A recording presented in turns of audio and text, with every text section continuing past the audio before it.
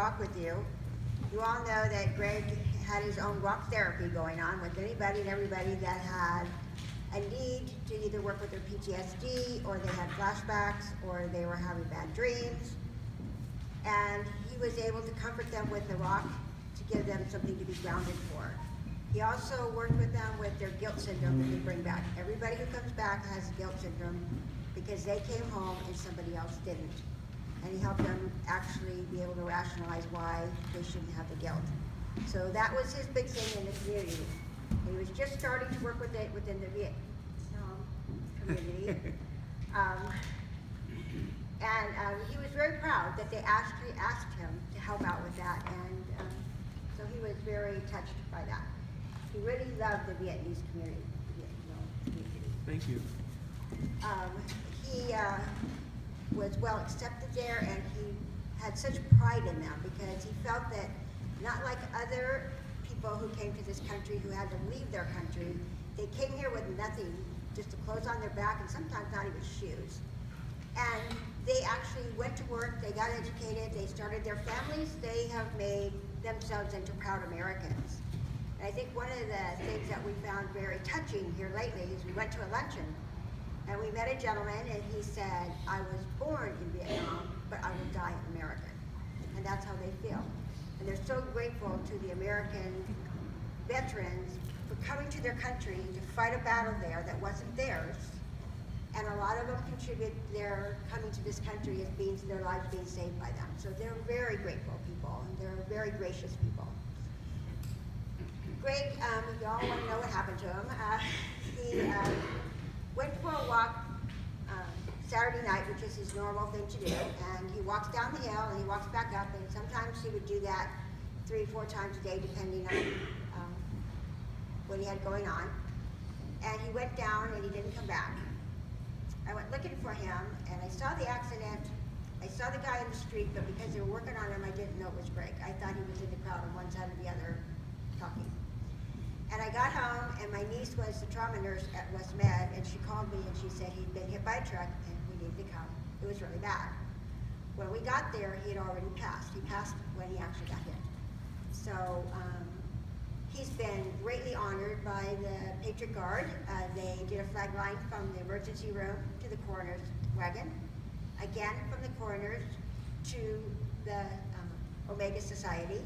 And this morning we all came home. The Patriot Guard and I brought him home for his last ride to our house. On Friday the 6th, he will be interned in Riverside, and Patriot Guard will escort him one more time for his final rest. And we're so grateful to them. They have showed him such honor. And people, I have to thank you for all of your good wishes. I have just had like non-stop communication, people at the door, people sending me things, people calling.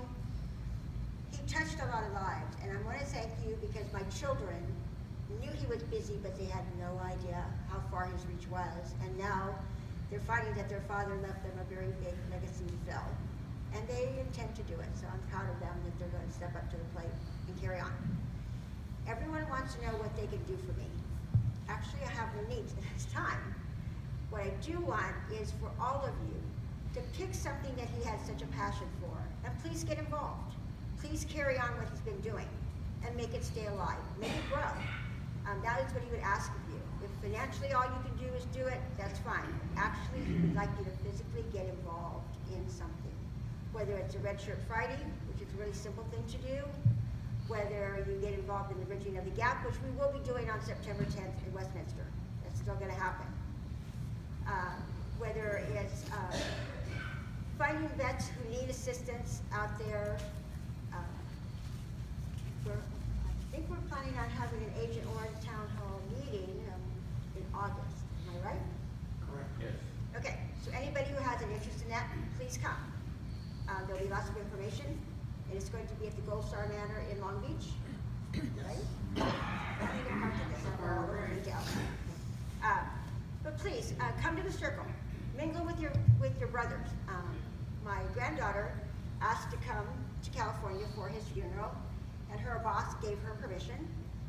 And then the owner of the business come along and he said, no, I'm going on a cruise. You cannot go. You have to stay here. So she explained to him why she was coming, and she showed him all of the posts that she's been getting about him from different people. And this guy's active military, and she said he actually broke down and started crying, and he said, I'll cancel my cruise, you need to go, take care of my brother. So she was kind of like, what's the brother thing? She had never heard that, so he explained that to her. He felt very strong about the brotherhood, whether it was women or men. He felt that it's every veteran's responsibility to aid other veterans, just to whether they need just emotional support, they need physical support, they need financial support. Every veteran is required to take care of his brother. It's a family, and he strongly believed in that. He also loved politics. That was his other great love. He loved getting into the city politics. And he actually had a following in Yorba Linda. He had people who had dinner parties and wine parties and things to watch on nights that we had city council to find out what Greg was going to talk about. Because they thought he was very intelligent. They felt that he had a way of explaining what was going on in the city. And I think that was kind of interesting because he kind of was proud of that. There's been lots of things happen for him. We had a memorial for him at the Circle last week. We're having one for him today.